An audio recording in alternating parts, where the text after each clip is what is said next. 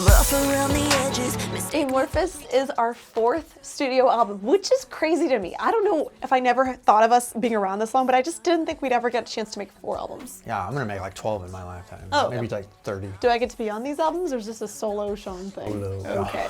This one was actually crowdfunded by the amazing Icon Army. Thank you. Amazing people. It turned into just this phenomenal Kickstarter campaign that we could not have seen coming, but it's kind of perfect because where we're at as a band now, we rely on our fans and that relationship more than ever, and Amorphous was written for you guys, and I hope that you really connect with it. Yeah. But I didn't get this far without any scars. I'm not brittle, well maybe just a little.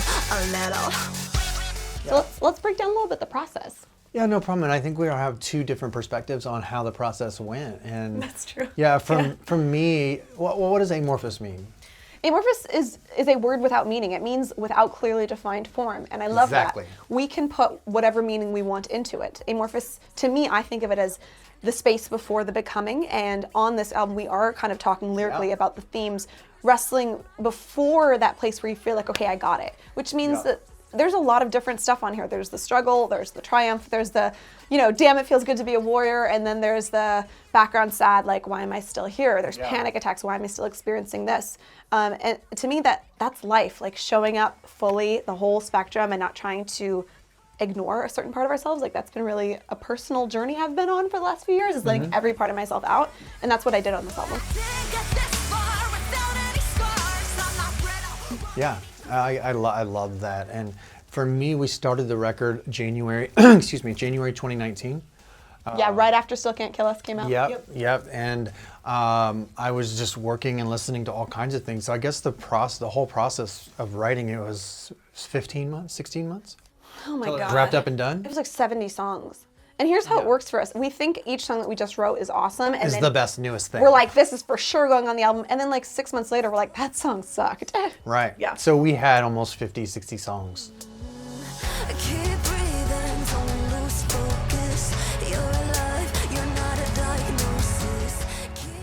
For me, the amorphous process of this album, for me, it was because we had so many songs, and because in this 19 months it went from me and Ariel and our badass administrative assistant and all the things that she does, and it was just like us 3. Yeah. And we were doing literally world tours. Yeah. And doing everything. But inside the Amorphous' 19 months, we got a manager, we've got a project manager now, we've got worldwide distribution now, and that team is amazing with so many people. The Icon Army is growing, friends. Yes, we have press in Europe, press in the US, radio, everywhere. So I'm like, oh my God, this is like what you were saying. This can't suck. There's not a defined, amorphous is not defined, it's unclear, right? Right. Yeah. We kind of DIY and make things up as we go, and that's been a theme throughout our career. Yeah. Figuring out as we go. But we're still DIY, but at the core, it's taking all of these people to make this happen now. Yeah. And they were really pushing us, especially management was like, it's not done yet. The song's not done yet. Keep going. Keep going. Keep writing. Keep going. Yeah. Never once going, great job, guys, you're killing it. No, it's just like, keep going. Keep going. Yep. And then there's like barely challenging us without challenging us. And it was definitely a different process, and definitely have some scars, but definitely have some joy and happiness from it, and thinking about it. It's interesting to contrast that with our second album, self-titled Icon for Hire. That one we wrote in like 2 or 3 months in the winter, and then we went to LA right away and recorded it. We wrote like 14 songs and recorded 12? Something like that. So Amorphous, we had 50, 60 songs. So the process has evolved. Moving forward, though, I think we're getting better at knowing the kind of songs that we like to write, and so I'm hopeful that in the future we can write 20 songs and record. Yeah, I still feel like a part of an artist's career, their entire, the music they put out, it's kind of like self-expression during that time. Exactly. You know what I'm saying? Some of my favorite artists, I know that, oh man, he was going through a divorce, or he was going through addiction during that time. Oh, and here he's sober and happy, and he's singing about other things, and then like all this stuff, and it's just a really cool process. Yeah. Drag me through the dark. Oh, bless your little black heart. So I pick up the shovel and take out. I really hope fans take away from this album feeling like there is space for you, no matter where you're at in life. I want our listeners to be like, it's okay. you know, me, someone who's been on this personal development journey for so many years, feeling like, okay, I've come really far, but also like, have I though? Because there's a lot of days that I feel more messed up than ever, and I want to speak honestly and vulnerably and publicly about that. To make sure that everyone knows, because we're all struggling right now, I think, probably more than ever. You know, mental health has been this sort of buzzed topic in the last few years. Before, I felt like it really wasn't. And then now in interviews, people ask me all the time, they're like, tell me about what you think of the current state of mental health. I'm like, where were you 5 years ago? Where were you 10 years ago? Like, this has been a problem forever. With social media, it's just now becoming mainstream. And I think then it becomes more important than ever to speak about it in an honest, respectful way that makes room for all of us. It's been a rough start, all this got me feeling. The process of this album was a little different because we had to make the whole thing in quarantine. Well, it was absolutely different. Oh yeah, because we made it in quarantine, but it was absolutely different because there was so many people helping us with it. So it went from just her and I making decisions to, I don't know, 8 people now? Yeah. Feels like. Right. We used a new producer on this album, a guy named David Tulane, who we haven't worked with before. He's here in Nashville, he's local, and it was so cool. We were able to find him just like right before COVID happened, for the shutdown, and we merged quarantines with him. So it was a little scary, you know, we didn't know what was going on with the virus, how it spread at that time, but we vowed to be very careful, and we were at his house like 15 hours a day, just knocking out the songs. While the world was crumbling around us, we were turning that pain into art, making music with it. Started grassroots, and now we everywhere, spreading like wildfire, spreading like wildflowers. I cannot believe that before COVID hit, one of your friends said, hey, there's this cool EDM Swedish guy in town, and he's really good. So then I called one of my friends, and I said, hey, have you heard of this guy? And he said, yes, I'm working with him. Here's his number. I know, it was so crazy. Yeah, and then like, I think it was like 6 days later, we went in and did Last One Standing as just like a trial run, and then we left for tour. And then we like freaked out and came back, and then I called him back. I called him up and I was like, hey man, I was like, you want to do a record? He's like, well, I was booked for like the next 6 months, but all the clients canceled. Exactly. And I was like, dude, you want to quarantine? Let's do this. And so his family and our band agreed that we would do everything by the book, and we wouldn't go anywhere. They wouldn't go anywhere. So we did 2.5 months, and we made Amorphous. Yeah.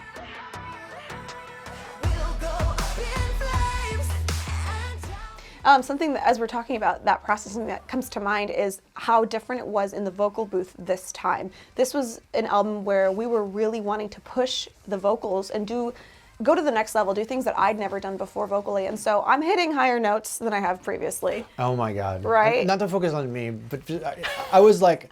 We're talking about vocals, John. It was like she would be in there singing, and I was like, oh my God, you sound so sweet and great, but it's not Ariel. Yeah. And I was like, where's the fucking Ariel that I see on stage in front of all the people, and where's the raw Ariel? I mean, so I would very much embarrass myself, and I would do it like that. I would grab a marker. Yes. And I was like, pretend you're on stage, and then like right when you get up there, you just last one, you know. And I was just like pushing her and feeling so uncomfortable, and then you would practice it, and you're like this, and I'm like, no, and it was just like.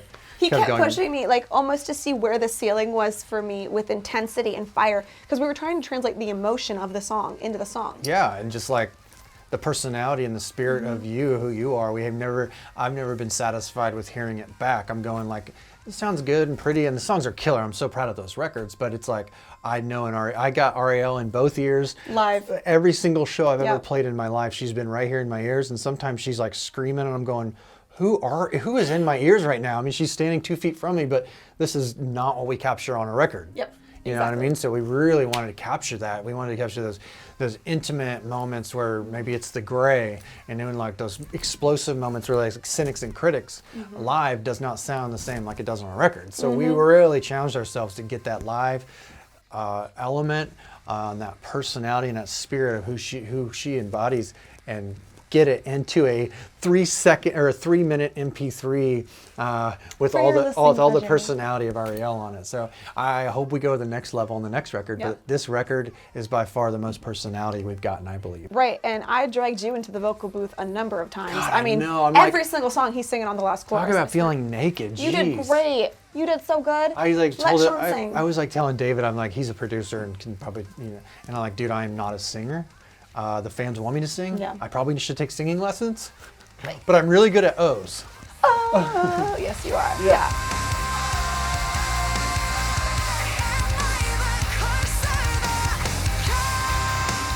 Another way that we brought this album to life in a way that we didn't on You Can't Kill Us is we used a lot more live instrumentation. We got this awesome dude named Mitch here from Nashville to play drums for us. No, Miles. Miles McPherson. We got Miles on He's drums. done things with like Kelly Clarkson, Paramore. I mean, He's great. Yeah, he's awesome, and he's just fun to hang. Right. We really focused on the guitars. I mean, more so than ever, this album wasn't created just behind a computer. It was a full analog sound paired with the digital elements. And I think that that makes the songs better than they would have been otherwise. Yep. Yeah. It's all about that live element. Yeah. They always come for the wild ones. They always come for the freaks. I don't fit quite like they. So I would say like the meaning for me in Amorphous, it was just like during the whole process, it was like I remember we like moved 3 times and didn't have a place to live for a while, and you know we were writing here and writing in the Sprinter van in Europe and writing at the coffee shop and editing here, and it was just like fucking chaos. Yeah. You know, I'm more like, you know, close the doors and the blinds and don't let me out for a month, you know.